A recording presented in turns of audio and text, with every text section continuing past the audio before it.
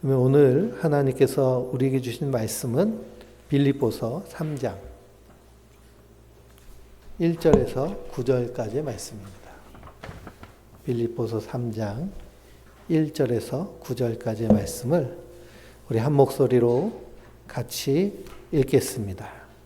끝으로 나의 형제들아 주 안에서 기뻐하라. 너희에게 같은 말을 쓴 것이 내게는 수고로움이 없고 너희에게는 안전하니라. 개들을 삼가고 행악하는 자들을 삼가고 몸을 상해하는 일을 삼가라. 하나님의 성령으로 봉사하며 그리스도 예수로 자랑하고 육체를 신뢰하지 아니하는 우리가 곧 할례파라.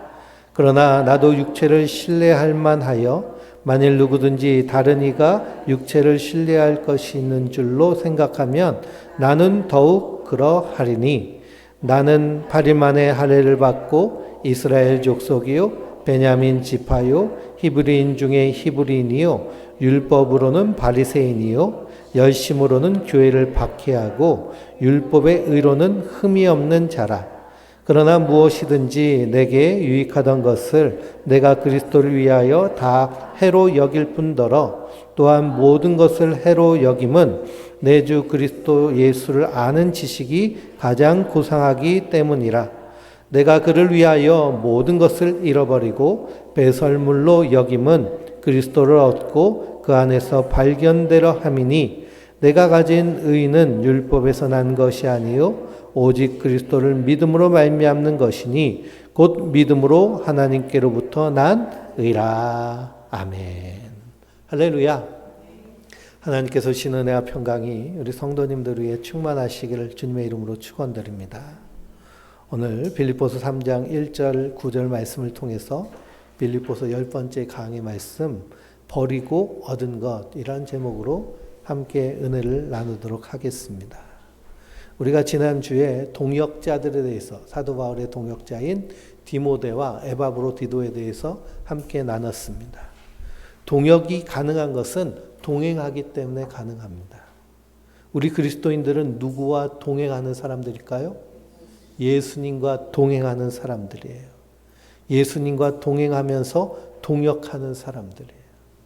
근데 마치 우리가 예수를 믿는다는 것이 저 골방에 예수님 가둬놓고 골방 열어서 그때만 예수님 만나고 잠시 계세요 하고서는 또 내일 보고 또 예수님 만나려고 골방 들어가서 그때만 만나고 이것은 동행이 아니죠. 예수님은 우리를 예수님의 구원의 일을 위해서 동원하신 분이 아니라 우리가 동행하시기 위해서 이 땅에 오신 분이신 줄 믿습니다. 그러니 언제라도 예수님이 내 옆에서 나와 함께 동행하도록 그래서 나는 죽고 예수로 사는 삶이 그리스도인의 삶이에요. 예수님과 동행하면 우리 안에서 어떤 일이 일어날까요? 빌립보서의 말씀대로 1장의 은혜와 평강이 충만하게 되는 줄 믿습니다. 은혜와 평강이 우리 안에 충만하면 우리 안에서 어떠한 내재적인 상태가 될까요? 기쁨과 감사가 흘러넘치게 됩니다. 기쁨과 감사. 그러니 이 존재 안에서 자연스럽게 흘러나오는 기쁨과 감사예요.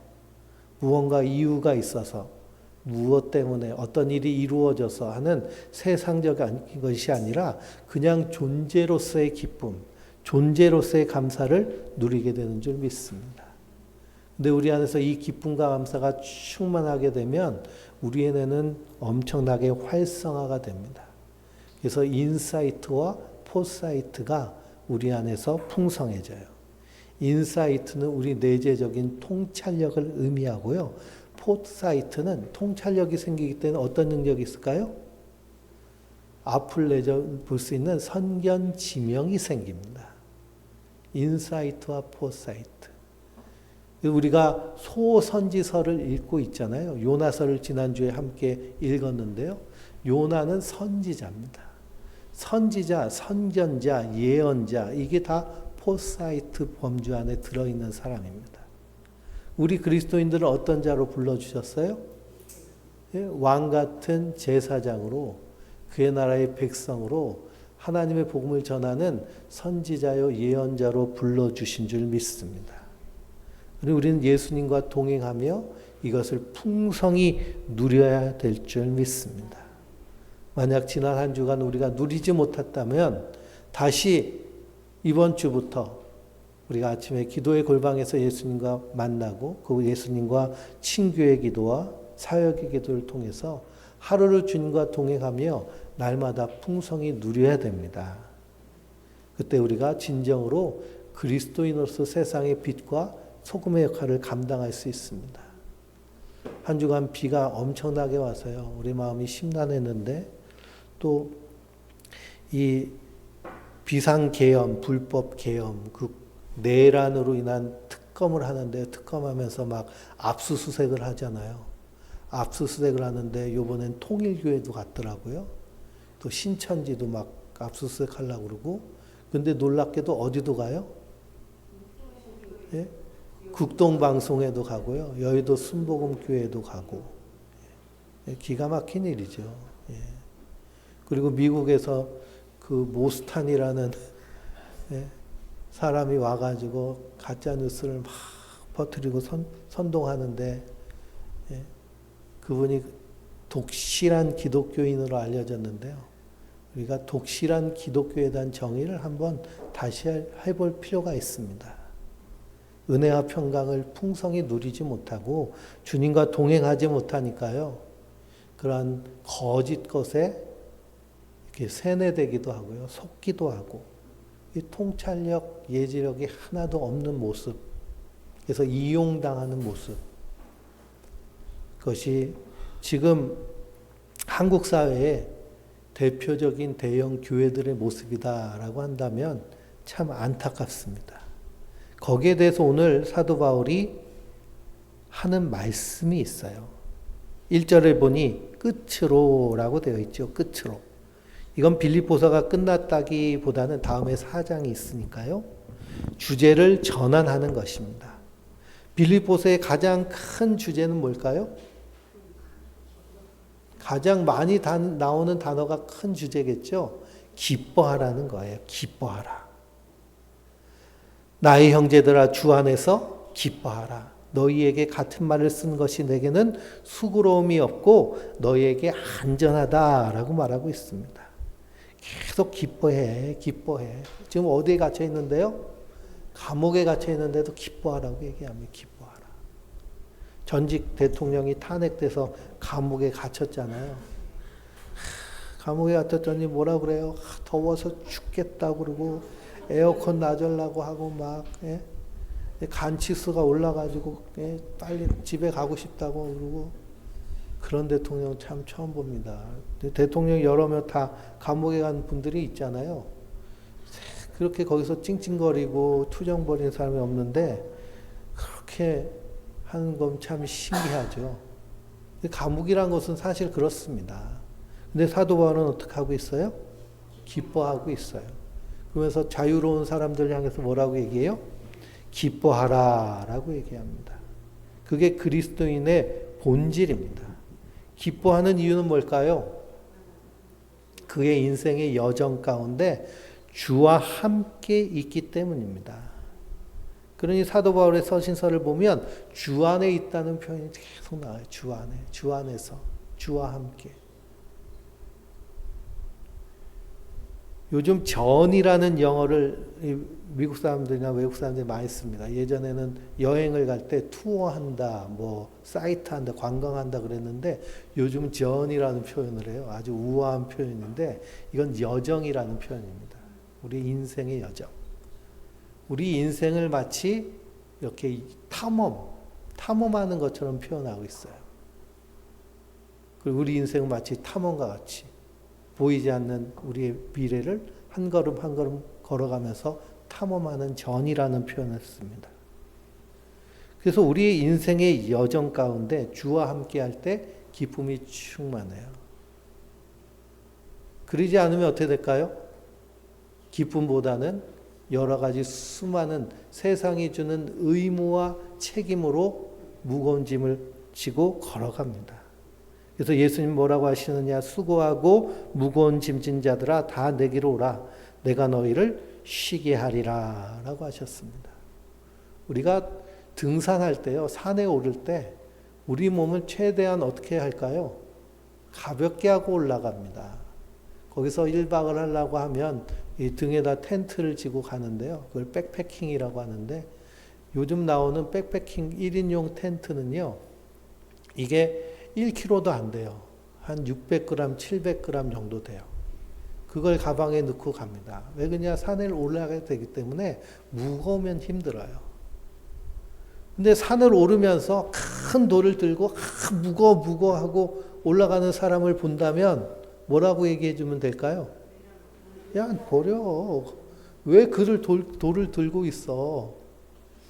근데 우리 인생에 비유하면요. 우리 인생은 산을 오르는 여정에 비유하면 우리도 모르게 뭘 들고 있어요? 수많은 돌들을 들고 있어요. 어찌 보면 아무 필요도 없는. 이 돌은 산 밑에도 있고 산 위에도 있어요. 필요하면 잠깐 쓰면 되는데. 그래서 내가 왜 이 돌을 들고 가야 되냐고, 예? 탄식하고 화내고 무겁다고 힘들다고 괴로워하고. 근데 이것이 세상을 사는 대부분의 사람들의 인생의 모습입니다. 그러니 수고하고 무거운 짐진 자들아 다 내게로 오라. 예수님은 어떻게 해주시겠다는 거예요? 야, 그건 네가 들 필요가 없어. 진짜 네가 들 것은 가벼운 거야. 왜냐? 내가 다 그 짐을 담당했기 때문이야. 라는 말씀이죠. 그래서 이렇게 기뻐하라는 말이 수고롭지 않고 너희에게는 안전하다라고 말씀하고 있어요. 기뻐하는 삶이 안전한 삶이라는 거예요. 위험이나 사고가 없는 상태입니다. 근데 놀랍게도요, 의학과 과학이 발달하면서 기뻐하고 감사하는 상태. 우리가 스트레스가 넘치면요, 이 스트레스 호르몬 때문에 기뻐하고 감사할 수가 없습니다. 그러니까 기뻐하고 감사하는 상태가 된다면 뭐가 없는 상태인 거예요? 스트레스가 없는 상태예요. 그때 우리의 모든 세포와 모든 신경이 활성화되고 편안해져 가지고요. 그래서 생명력을 엄청나게 품어냅니다. 그래서 그걸 가지고 노벨상을 받은 사람도 있어요. 그래서 8월 달 너무 더울 것 같아 가지고 우리가 공동체 책 읽기를 하나 하려고 하는데요. 제가 생각하다가 더운데 시원한 커피숍에서 이렇게 핸드폰 보지 마시고 커피 한 잔 마시면서 책을 읽고 또 같이 스터디를 하려고 그러는데요. 이 제목이 늙지 않는 비밀입니다. 우리나라 말로. 근데 영어로는 텔로미어 이펙트예요. 이 책은요, 이 엘리자베스 블랙번이라는 분이 박사가 지었는데 이분은 노벨상을 받은 사람이에요. 그래서 우리 50대, 60대가 되신 우리 성도님들, 70대가 되신 우리 성도님들은 노화에 관심이 많고 스트레스가 많잖아요. 그래서 늙지 않고 사는 법에 대해서 우리가 함께 나누도록 하려고 합니다. 그래서 8월 달에 공동책 책 읽기를 이걸로 하려고 그래요. 그래서 두꺼운 것 같은데 글씨가 커요. 글씨가 큼직큼직하고요. 또 이거 설문조사할 것들이, 설문지도 많기 때문에 이거 칸도 넓습니다. 칸도 넓고. 그래서 제가 보는 다른 뇌과학 책들은요, 제가 다 올려드려요. 걱정하지 마세요. 그래서 이제 앞으로 노화도 빈부격차가 생긴다고 그래요. 왜 그러냐면 노화를 이렇게 일으키지 않는 안티에이징에 대한 약들이 계속 개발이 되고요. 장수 백신도 지금 개발하고 있어요. 그런 것들이 나오면은 부자들은 오래 살겠죠. 우리나라에서 인천에 가면 길병원이라고 큰 병원이 있는데요. 거기 이사장님이 있어요. 이길려 여사님이라고. 그분은 우리 정호영 권사님하고 동년배세요. 90대예요. 근데 보면 60대에서 70대로 보일 정도로 엄청 젊어 보여요. 그 병원에는 이 항노화에 대한 센터가 있으니 그분 맨날 거기 가가지고 연구를 하시면서 자기도 실험을 하셨겠죠. 근데 빈부의 격차로 우리가 노화도 빈부의 격차가 생긴다라고 말하지만 근데 그걸 뛰어넘는 방법이 있습니다. 이것이 이 엘리자베스 블랙번 교수님이 얘기한 대로 살면 되는데요. 그 핵심이 뭘까요? 사도 바울이 2000년 전에 미리 말씀했어요. 예수님이 2000년 전에 미리 말씀하셨어요. 그거 뭐냐면 기뻐하고 감사하며 사는 거예요. 기뻐하고 감사하는 거. 이것이 너희에게 안전하니라. 그렇죠? 우리는 뭐 호랑이한테 잡혀먹을 거 걱정하며 살지 않잖아요. 하늘에서 갑자기 독수리가 내려와서 내 머리를 채가면 어떡하나 걱정하지 않죠. 무슨 걱정이 제일 클까요? 예? 병 걸릴 걱정. 그래서 보험도 많이 들고 계시잖아요. 지지난주에 제 친구 목사인데 고등학교도 같은 학교를 나오고요. 신학교도 같은 학교를 나오고 그리고 대학원도 같은 대학원을 나온 친구가 심장 관상동맥이 막혀가지고 쓰러져가지고 3일 동안 의식을 잃었다가 예수님처럼 다시 살아났어요. 그래서 너무 감사해가지고 우리 교회에서도 치료하는데 보태라고 성교비를 아주 조금 보내줬는데요. 그리고 우리가 다 이런 걱정이 있습니다. 근데 그 안전함에 대해서 사도 바울 그 예수님은 2000년 전에 우리에게 벌써 알려주신 내용이에요. 그리고 우리는 이 땅에서 기뻐하고 감사하게 차는 은혜와 평강이 충만한 자로 살아내는 자들인 줄 믿습니다. 그런데 이 기쁨을 빼앗는 자들이 있어요. 그게 2절에 나오죠. 개들을 삼가고 행악하는 자들을 삼가고 몸을 상해하는 일을 삼가라 라고 했습니다. 사도 바울이 조심하라는 거예요. 삼가하라는 건 조심하라.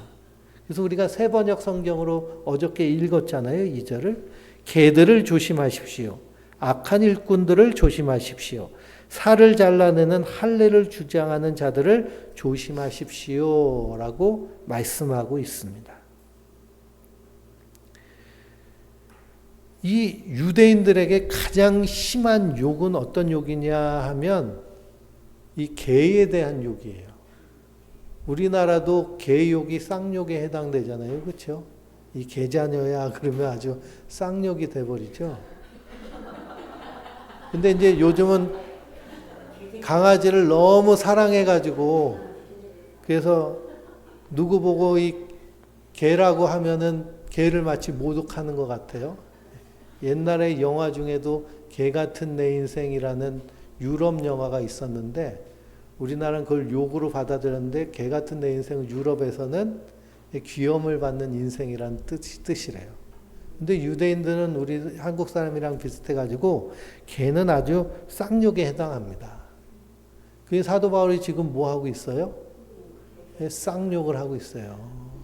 이런 자들이랑 상종을 하지 마라. 겸상도 하지 말고 그리고 대화도 하지 마라. 이런 식으로 말합니다. 그 조심하라고 하는 내용은 결국 단 한 가지입니다. 그건 뭐냐? 사도 바울이나 사도들이나 예수님이 우리에게 주신 구원은 어떻게 우리에게 주어주셨어요? 은혜로 우리에게 주셨습니다. 오직 예수님의 십자가의 은혜로 우리는 구원받은 자들이에요. 은혜라는 것은 로마서의 말씀처럼 우리가 아직 연약하고 죄인 되었을 때 하나님과 원수 상태에 있었을 때 하나님이 그 아들 예수 그리스도를 십자가에 못 박아 죽임으로 그 죄를 다 대속하게 하셔서 우리에게 선물로 주신 은혜의 선물이 구원입니다. 그런데 우리가 구원받는 것은 우리의 행위나 우리의 노력과는 관계가 없어요. 전적인 하나님의 은혜예요. 그럼 우리는 왜 열심히 하나님과 동행하려고 신앙생활을 하는 걸까요? 왜 이 땅에서 선하게 살고 의롭게 살고 그리고 손해보면서도 예수님 말씀대로 살까요? 그건 구원과 상관없고요. 구원받은 우리가 그 그 예수님의 사랑, 그 은혜와 평강이 충만하니 그렇게 살아지는 거예요. 그 구원받은 그 구원의 삶의 증거가 되는 거예요. 그것이 구원이 아니라. 그러니 우리는 은혜로 말미암아 구원을 받았습니다. 근데 다른 사람들이 와가지고 사도 바울이 받은 은혜로 말미암는 구원을 전하지 않고 너희는 율법을 지켜야 구원받아. 할례 받아야 구원받아. 이렇게 해야 구원받아. 라는 말을 합니다. 이렇게 말하는 자들을 뭐라고 표현을 해요? 예? 개들이라고 표현하고요. 좀 고지식한 신학적 용어로는 율법주의, 영지주의, 신비주의, 시한부 종말론, 이단, 사입이 이렇게 얘기합니다. 그러니 너 그렇게 신앙생활하면 지옥 가라는 표현은 사실은 예수님의 은혜에 맞지 않는 표현이에요. 자꾸만 그런 얘기하는 사람은 뭐에 해당될까요? 율법주의자에 해당되는데 사도 바울은 뭐라고 얘기할까요? 개라고 얘기하겠죠. 유대사의 개라는 말은 아주 모욕적인 말인데 근데 유대인들은 왜 이렇게 율법을 지켜야 되고 할례를 행하라고 얘기할까요? 유대인들이 생각하는 할례는 율법보다 더 높은 차원입니다. 왜 그러냐 하면 율법은 누구를 통해서 주셨어요? 모세를 통해 주셨어요. 근데 할례는 누구를 통해서 명령하셨어요? 아브라함을 통해서 명령하셨어요. 그리고 모세가 높아요? 아브라함이 높아요? 유대인들의 눈에는 아브라함이 훨씬 높죠. 왜냐하면 그들의 조상 중에 시초이기 때문에 그 율법보다 할례를 더 우선시 여깁니다. 그래서 너희는 천국 가려면 할례 받아야 돼 하는 것이 유대인들의 뇌리에 박혀 있어요. 그러면 이 할례에 대해서 우리가 좀 알아볼 필요가 있죠. 이게 창세기 17장에 나옵니다. 한번 찾아보실까요? 창세기 17장. 창세기는 구약 성경 맨 앞에 있죠. 창세기 17장. 먼저 1절을 읽어볼까요? 아브라함이 99세 때에 아브로께서 아브라함에게 나타나서 그에게 이르시되 나는 전능한 하나님이라 너는 내 앞에서 행하여 완전하라 라고 하셨습니다. 완전하라. 몇 세 때요? 99세 때.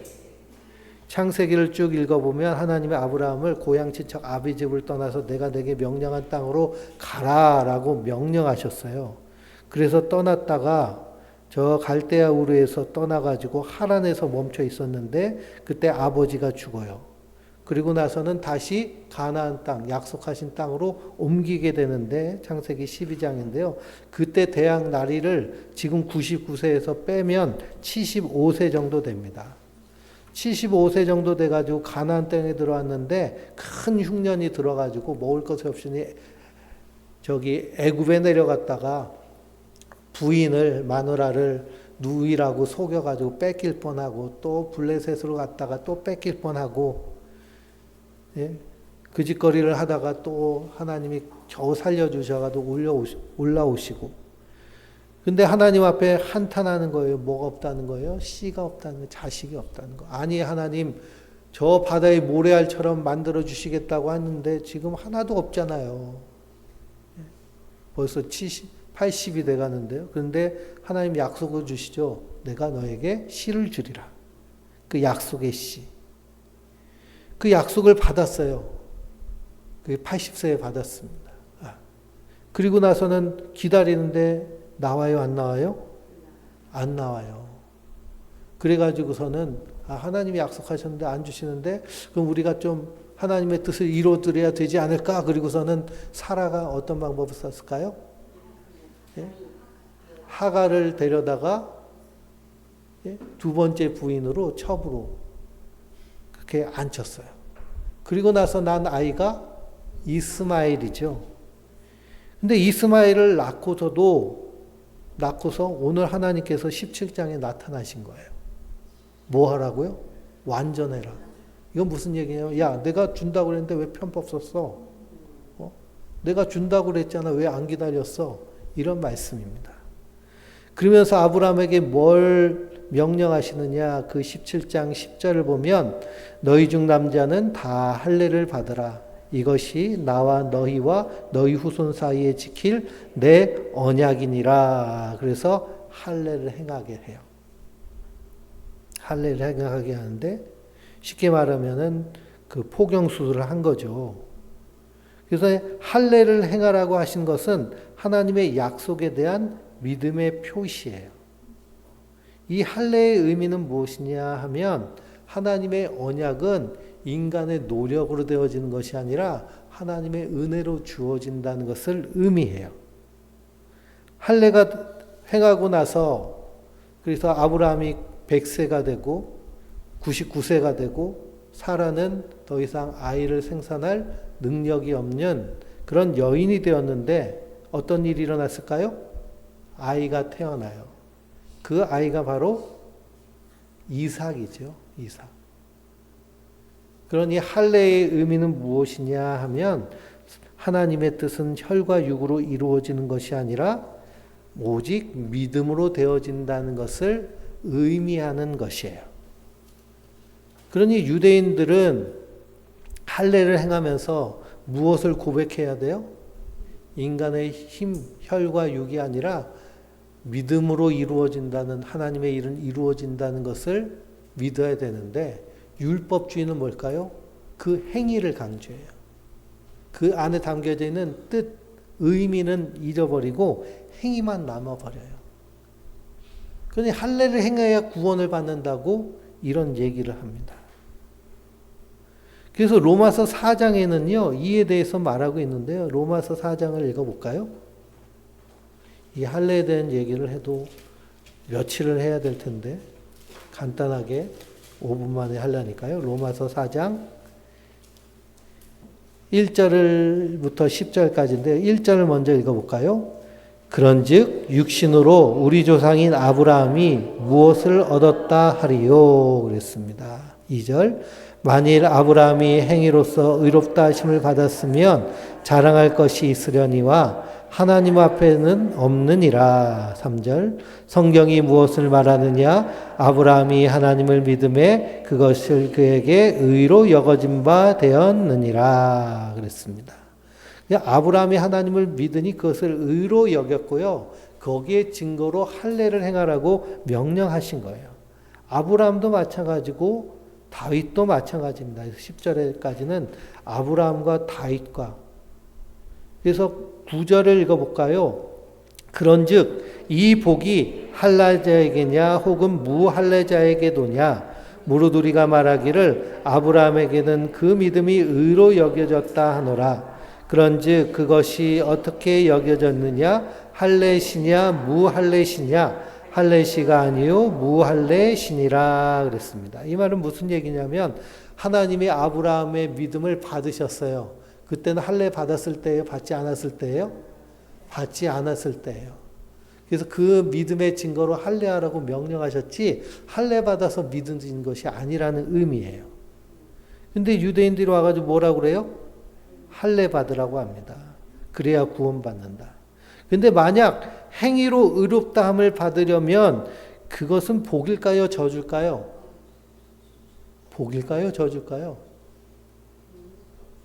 당신은 이렇게 해야 구원받을 수 있습니다라는 이렇게 해야 된다는 것이 우리에게 정해졌으면 그게 복일까요? 저줄까요? 저주에 가깝습니다.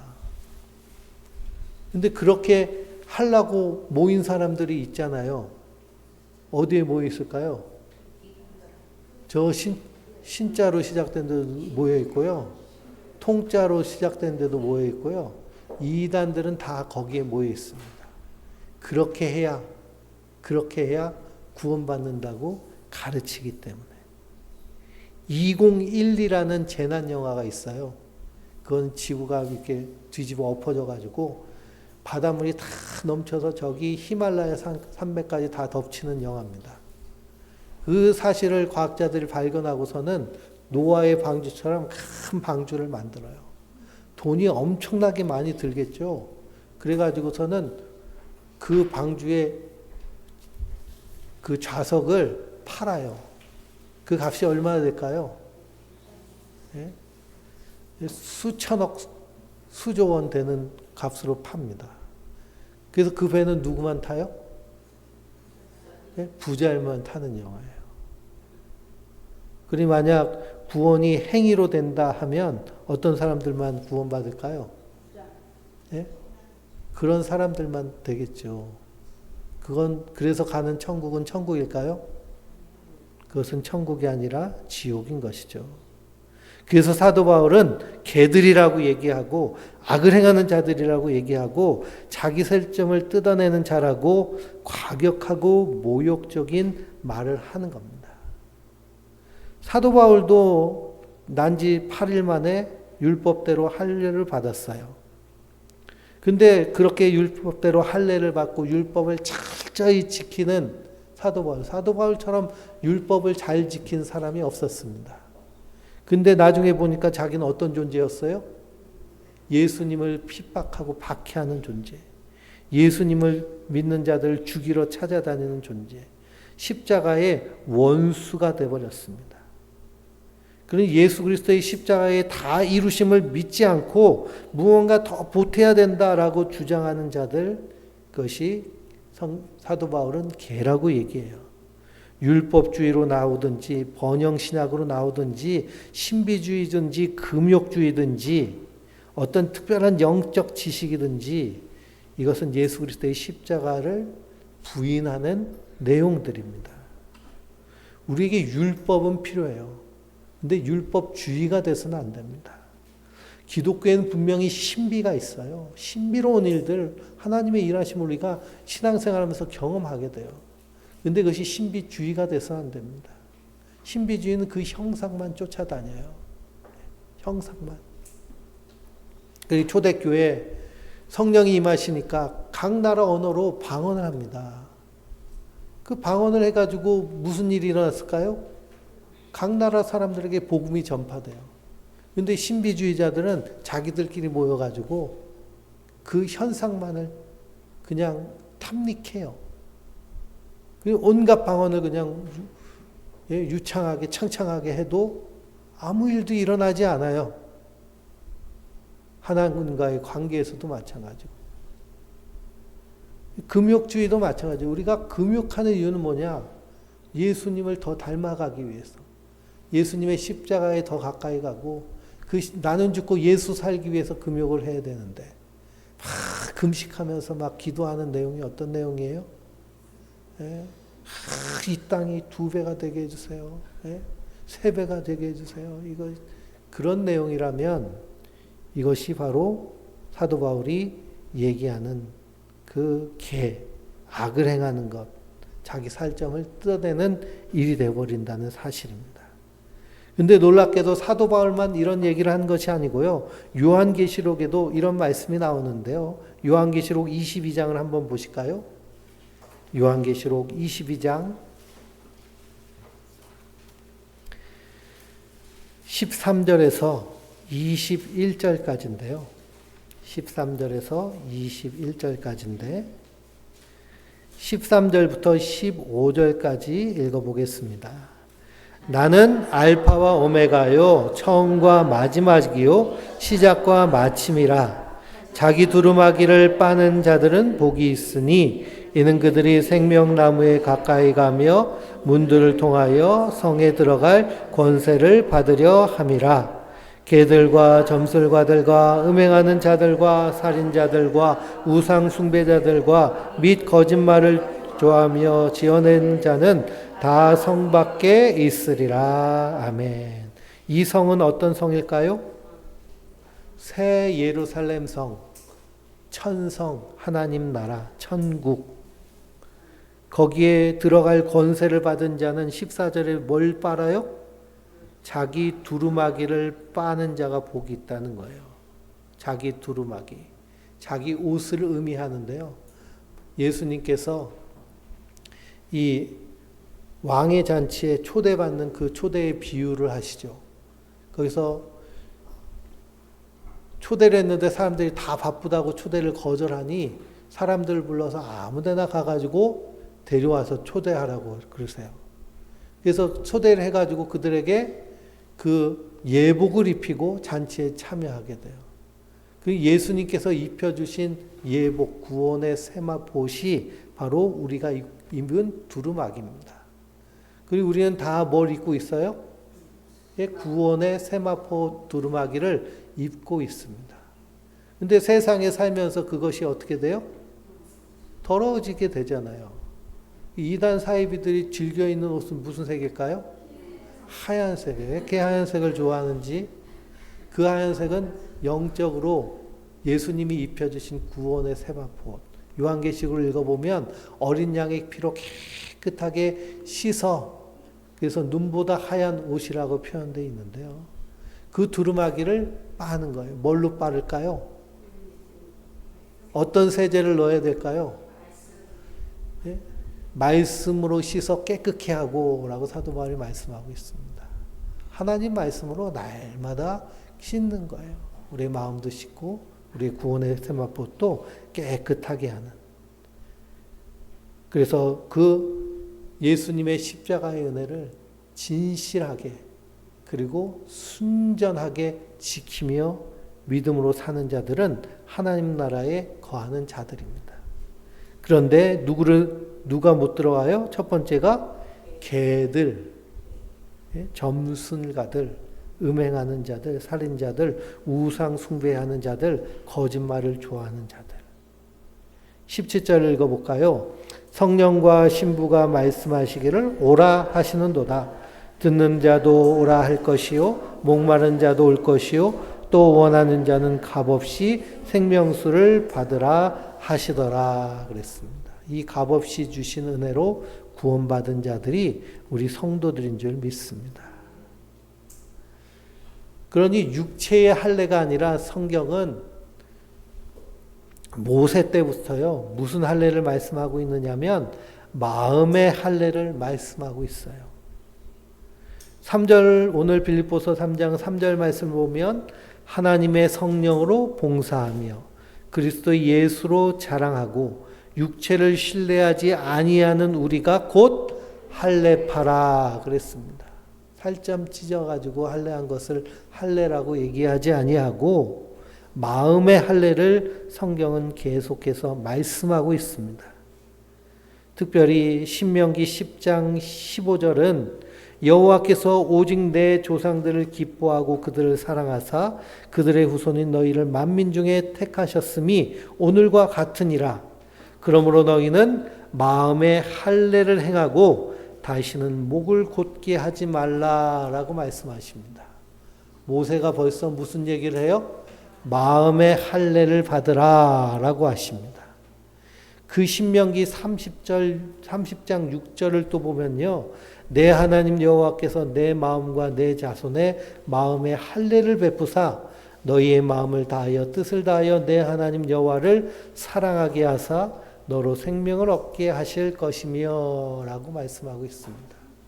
그 마음의 할례도 내가 힘쓰고 애쓴다고 되는 것이 아니라 하나님 은혜로 구원받은 자라면 하나님이 그 마음을 완전히 썩은 것을 잘라주신다는 말씀입니다. 예레미야서 9장에도 그 말씀이 나옵니다. 마음의 할례를 이스라엘이 왜 망하느냐? 마음의 할례를 받지 못했기 때문에 망한다라고 말씀하십니다. 에스겔서 36장은 하나님이 너희 마음에 생수를 뿌려 부드럽게 하고 새 영을 주어서 하나님의 일을 하게 하시겠다고 선언을 하는데요. 그러면서 마음의 할례를 말씀하십니다. 오늘 빌립보서 3장 3절 말씀에 마음이 할례받은 사람의 특징이 나와요. 세 가지 특징인데요. 첫째는 뭘까요? 하나님의 성령으로 봉사합니다. 하나님의 성령으로 봉사한다. 이것을 새 번역 성경에는 뭐라고 번역했을까요? 우리가 새 번역 성경을 읽었잖아요. 그렇죠? 기억이 잘 안 나시면 우리 말씀 나눈 방 카톡을 딱 보시면 그 말씀이 딱 나옵니다. 뭐라고 되어 있어요? 예. 하나님의 영으로 예배하는 것이 성령으로 봉사하는 거예요. 우리가 하나님께 뭘로 봉사하겠습니까? 하나님이 돈이 필요하실까요? 하나님이 맛있는 것이 필요하실까요? 우리가 하나님께 봉사하는 것은 예배 드리는 거예요. 사도행전 읽어보면 안디옥 교회 이야기가 나오죠. 바나바가 사울을 데리고 안디옥에 가서 교회를 시작합니다.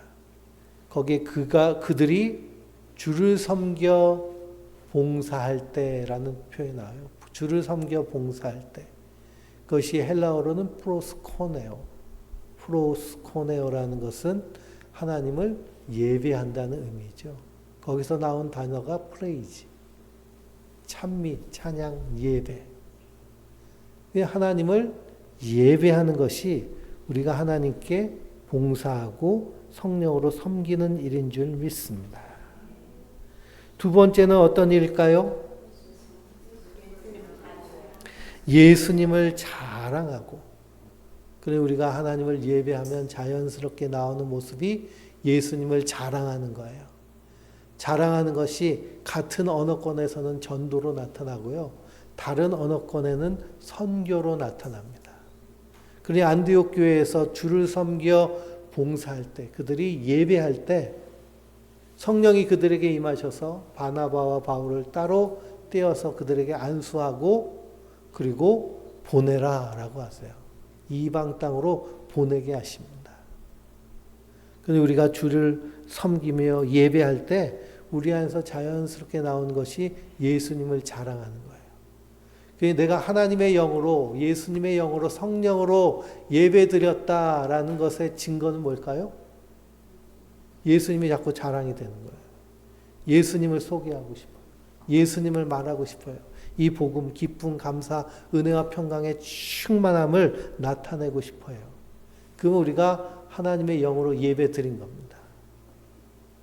근데 그냥 그런 건 싹 까먹고 그냥 만나면 그냥 애들 얘기, 그냥 돈 얘기, 연예인 얘기 그런 얘기만 줄줄줄 나오면 우리 예배를 한번 살펴볼 필요가 있습니다. 그러니 사도 바울은 마음의 할례, 성도들은 이 예수님을 믿는 믿음으로 구원을 받은, 그래서 우리가 진짜 할례파다라고 선언을 하는 거예요. 가짜에 속지 말라는 겁니다.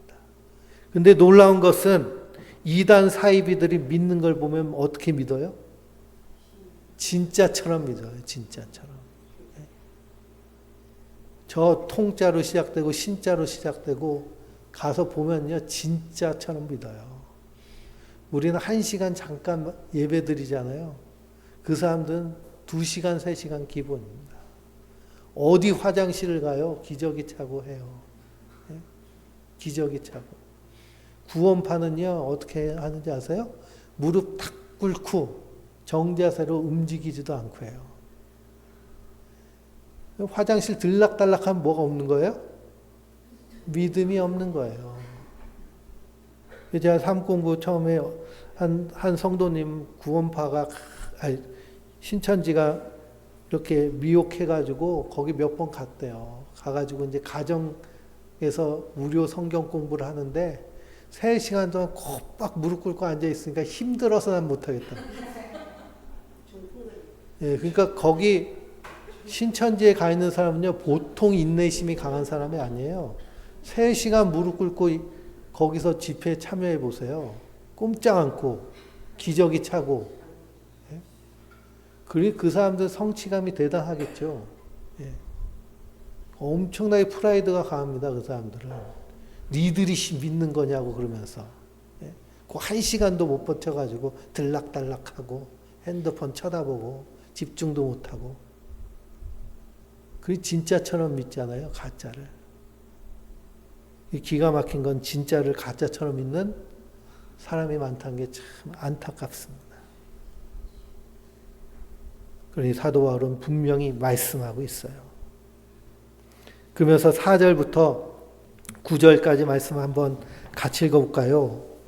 그러나 나도 육체를 실만만 하여 만일 누구든지 다른 이가 육체를 실만할 것이 있는 줄로 생각하면 나는 더욱 그러하리니 나는 8일 만에 할례를 받고 이스라엘 족속이요 베냐민 지파요 히브리인 중에 히브리인이요 율법으로는 바리새인이요 열심으로는 교회를 박해하고 율법의 의로는 흠이 없는 자라 그랬습니다. 자기의 그런 스펙에 대해서 지금 소개하고 있어요.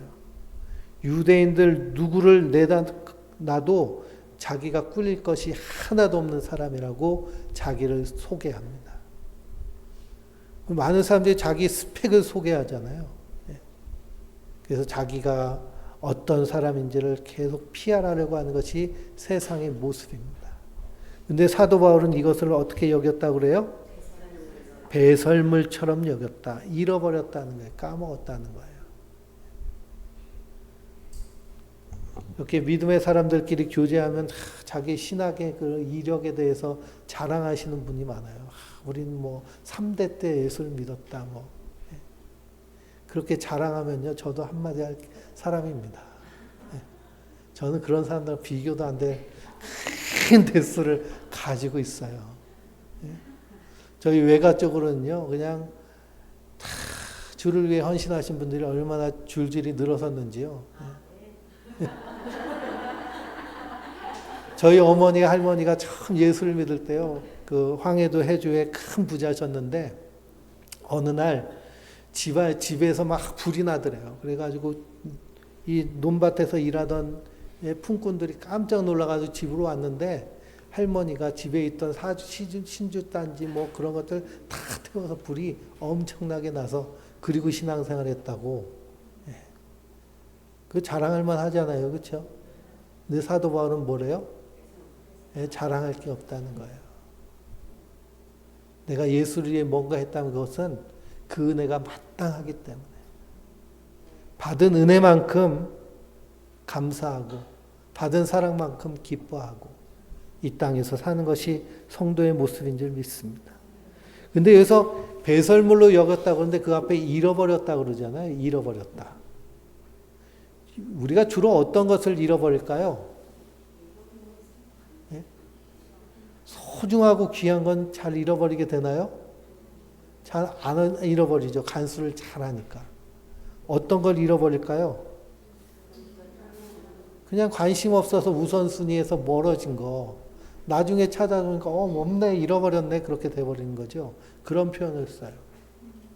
배설물처럼 버리고 버렸다기보다는 예수님과 함께 하려고 하는 그 은혜를 사모하고 그 예수님을 아는 지식의 고상함에 풍성함에 집중하다 보니까 이건 자연스럽게 후순위로 밀려서 그래서 이거 어디 있지? 있었는데 하고 찾아도 없어져 버린 것이 되어버렸다는 겁니다. 그럼 사도 바울이 그토록 간절히 얻기를 바라는 것은 무엇이었을까요? 그것이 7절의 말씀이죠. 그러나 무엇이든지 내게 유익하던 것을 내가 그리스도를 위하여 다 해로 여길 뿐더러 또한 모든 것을 해로 여김은 내 주 그리스도 예수를 아는 지식이 가장 고상하기 때문이라. 내가 그를 위하여 모든 것을 잃어버리고 배설물로 여김은 그리스도를 얻고 그 안에서 발견되려 함이니 내가 가진 의는 율법에서 난 것이 아니요 오직 그리스도를 믿음으로 말미암은 것이니 곧 믿음으로 하나님께로부터 난 의라라고 말씀하고 있습니다. 그 세번역 성경은 더 알기 쉽게 되어 있죠. 7절에 나는 내가 이루었던 것은 무엇이든지 그리스도 때문에 해로운 것으로 여기게 되었습니다. 이뿐 아니라 내가 주 예수 그리스도를 아는 지식이 가장 고상함으로 나는 그 밖의 모든 것을 해로 여깁니다. 나는 그리스도 때문에 모든 것을 잃었고 그 모든 것을 오물로 여깁니다. 나는 그리스도를 얻고 그리스도 안에 있는 사람으로 인정받으려 합니다. 나는 율법으로서 생겨나는 나 스스로의 의가 아니라 그리스도를 믿는 믿음으로 말미암아 오는 의 곧 믿음에 근거하여 하나님 아버지 안에서 오는 의를 믿으려 합니다. 라고 고백을 합니다. 그러니 뭐가 가장 뒤에요? 그리스도 예수를 아는 지식이 가장 복이에요. 그리스도를 아는 지식대로 그렇게 살면, 뇌과학자들이 무슨 얘기를 하는지 들어봤더니 예수님이 말씀하신 대로 성경이 말하는 대로 사는 게 잘 사는 거였구나.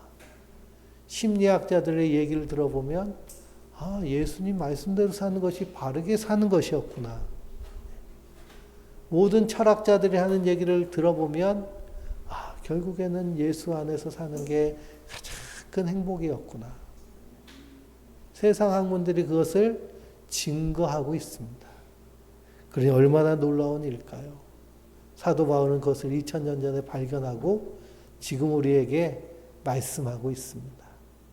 우리는 그것을 무엇을 증거로 또 삼으면서, 과학을 증거로 삼으면서 또 이것이 정말 좋은 것이라는 것을 다시 한번 발견합니다. 그 안에서 우리가 통찰력과 예절을 가지고 우리의 인생의 여정을 주님과 동행하며 살아갈 때, 그때 우리가 버린 것은 사실 그렇게 소중한 것이 아니었구나. 얻은 것이 정말 귀한 것이었구나. 그 예수를 얻고 그 안에서 주시는 풍성함을 누리는 그 삶을 살게 되었구나. 그것을 날마다 우리가 누리며 느끼며 그러며 살아내는 우리 성도님들 되시길 주님의 이름으로 축원드립니다.